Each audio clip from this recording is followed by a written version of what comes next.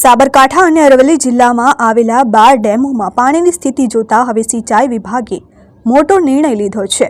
કેટલાક ડેમ તળિયા ઝાટક થઈ ગયા છે તો મેશ્વો હાથમતી વાત્રક ડેમમાં નહિવત પાણી બચ્યું છે।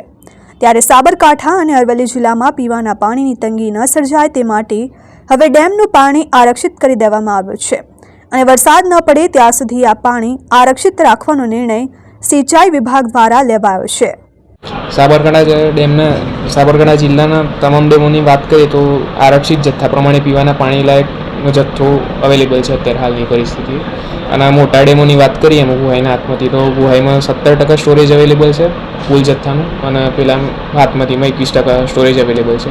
રવિ સિંચાઈનું પાણ પૂરું થઈ ગયું છે આમાંથી, અને ડ્રિંકિંગ વોટર પર્પઝ માટે અવેલેબલ છે પાણી જથ્થો વરસાદ ન આવે ત્યાં સુધી। Vimal Patel, RN news, Sabarkantha.